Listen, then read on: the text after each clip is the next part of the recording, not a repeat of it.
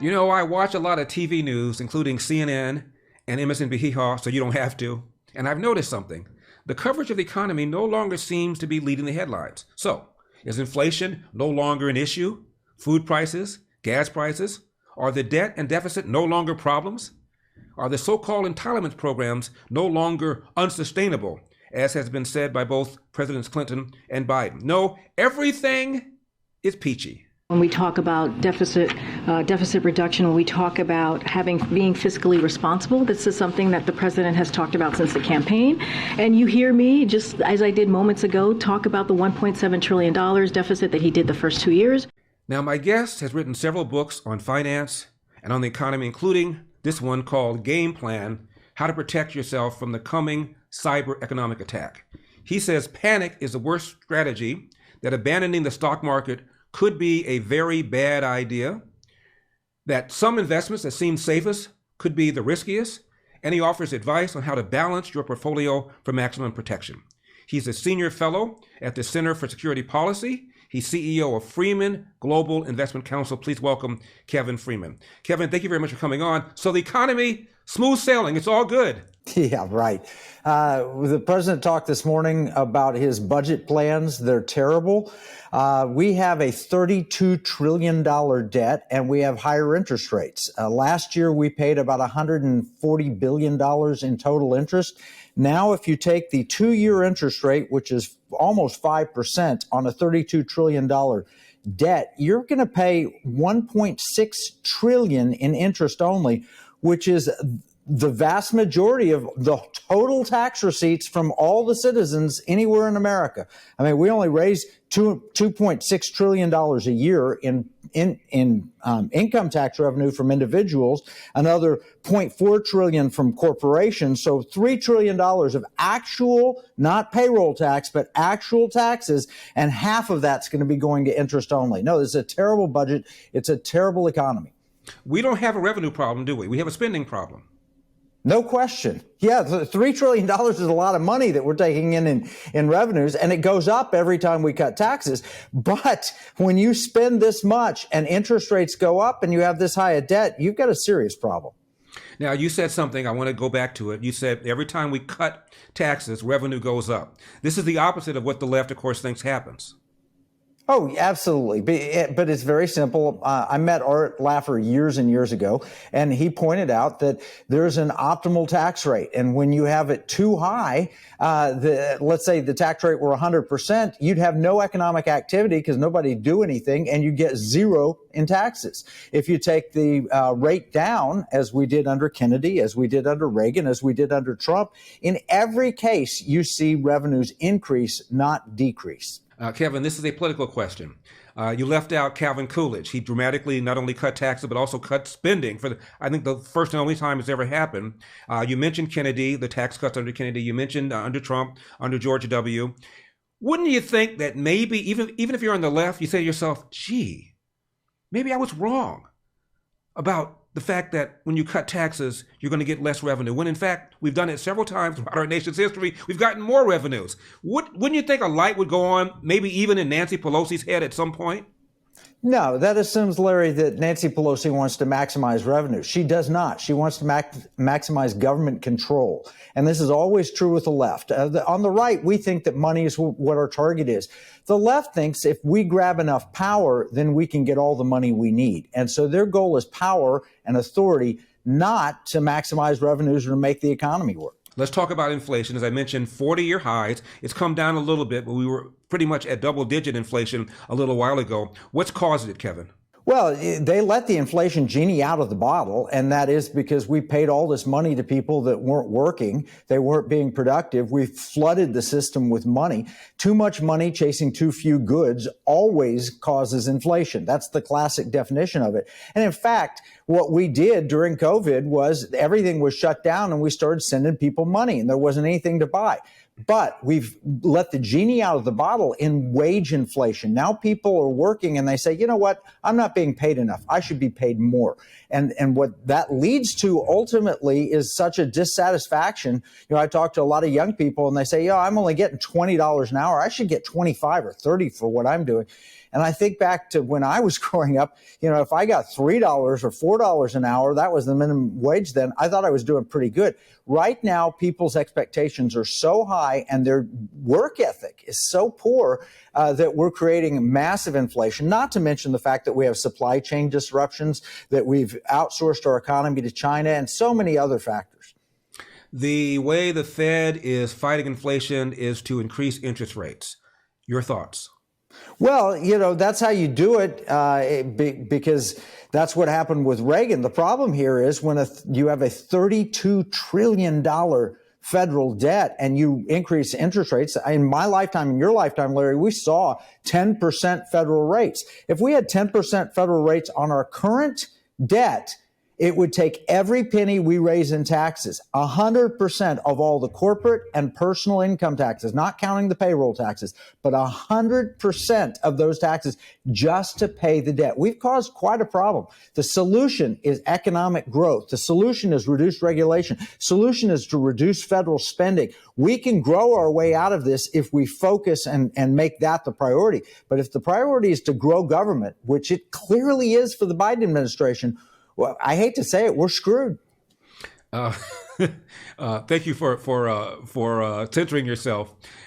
Kevin, this morning, Joe Biden said it again, the rich are not paying their fair share in taxes. When you hear that kind of rhetoric, your reaction is what? Well, what we're going to do is we're going to drive the wealthy from productive society. What they're going to do, I remember I went in the 1980s and visited London.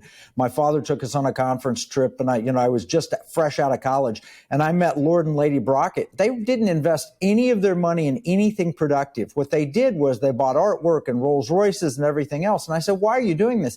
Because it was a tax shelter. They wanted to hold on to their wealth and hoard it rather than invest it and get it out into the economy. That's what wealthy people will do. They will start hoarding their wealth. And if we put a tax on wealth, which is what they've proposed, they'll just leave the country. It happened in New York. It's happening in California. It's happening around the country that the high tax states are losing wealthy people that are being productive. They're either turning them into non-productive citizens, which means they hoard their wealth and they don't spend or do anything good with it, or they flee the jurisdiction. So it'll be devastating to the American economy and to our nation if we do that attack on wealth, try and raise taxes on the wealthy just because they're not, quote, paying their fair share. The reality, they're paying more than their fair share if you look at the statistics. Kevin, speaking of which, I'm at a party years ago, and I'm sitting next to a woman named Irene, and she's going on and on and on about how the rich don't pay anything in taxes. I thought she was joking at first because it was a birthday party. A buddy of mine is conservative, thinks the way I think. But she said it over and over and over again. I turned to her and I said, excuse me, I'm part of the so-called rich, not Kevin Freeman rich, but I'm part of the so-called rich. I've got my 1040 in the car. You want to see it? She goes, no. I said, of the federal income taxes, what percentage of all the federal income taxes do you think is paid by the top 1%, as defined by people that make around $300K or more?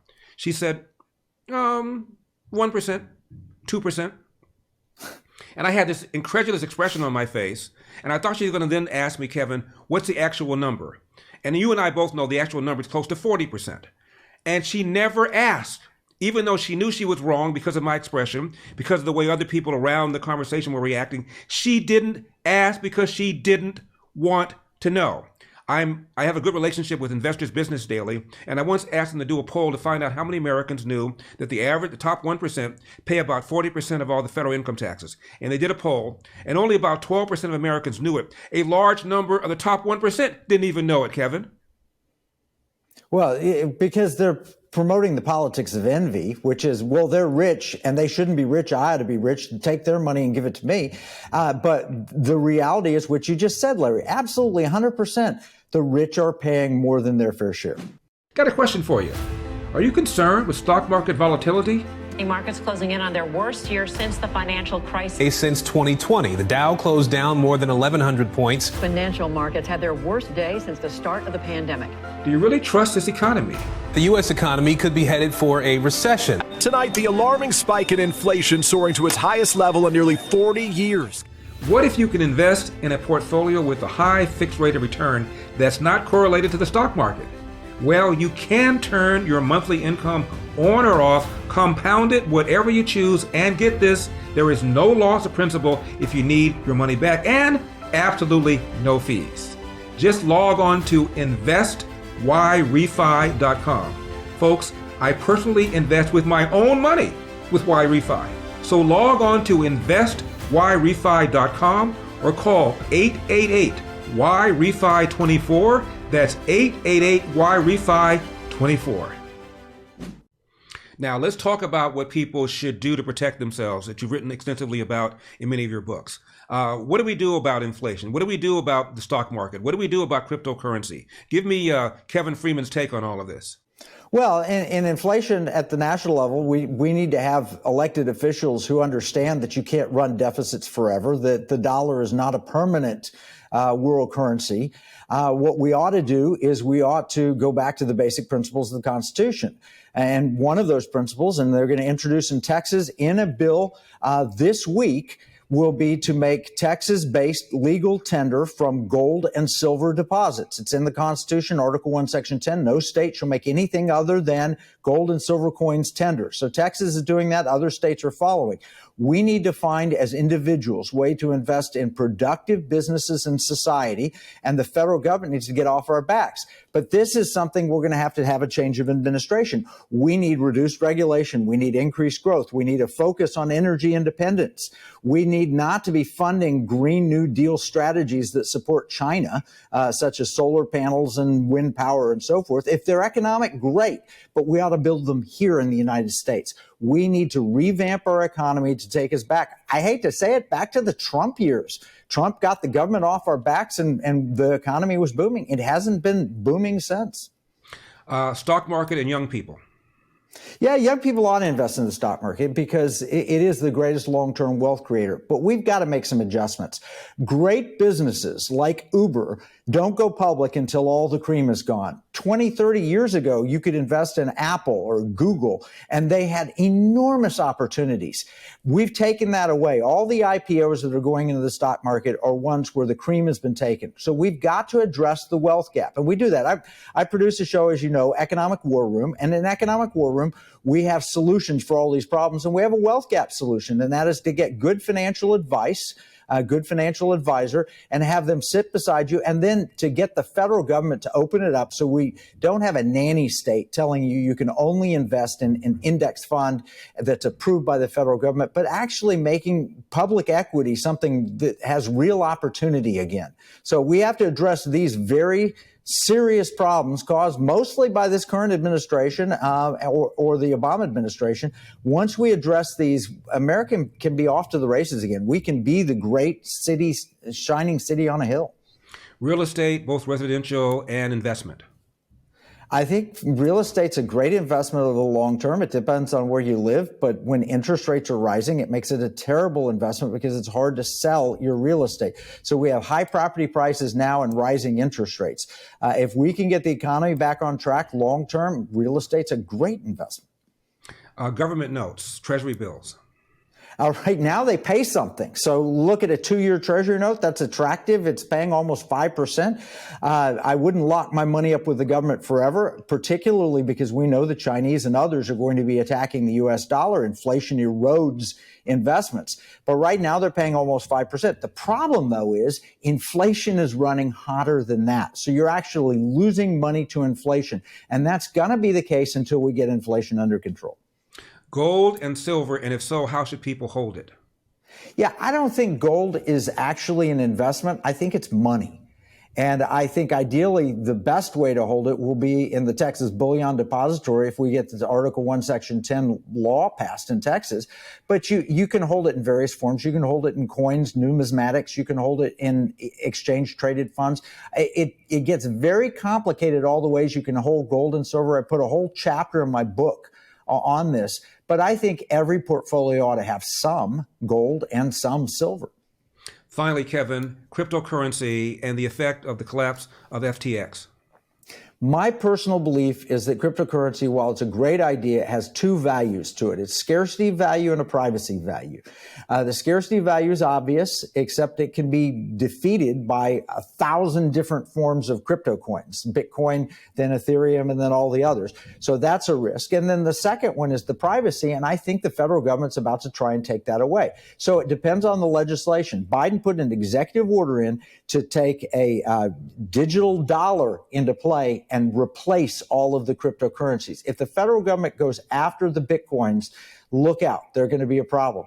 But the two values, again, are scarcity and privacy. And so far, that's taken something that was worth pennies up to $60,000 a Bitcoin, and it's back down around $20,000. I can't predict the future on it, but those two values are real. People want that scarcity, and they want privacy. And the U.S. dollar doesn't provide either. Kevin Freeman, may we all be Kevin Freeman wealthy at some point. Kevin, thank you very much for your time. God bless. Thank you, Larry. God bless. When we come back, the crisis at the border appears to be unabated, and now even the Biden administration is considering reinstating some of the racist Trump-era policies. Now, I know you love the show, so please hit that like button and hit that subscribe button, and then scroll down and get on our mailing list to make sure you don't miss any of our videos. And you'll see the round little donate button. That means donate. Hit that, throw a little something in the tip jar to make sure we can still giving you great, hard-hitting programming. Finally, LarryWithEpoch.com, E-P-O-C-H, LarryWithEpoch.com. I'm Larry Elder, and this has been The Larry Elder Show with Epoch Times. We've got a country to save. I'll see you next time.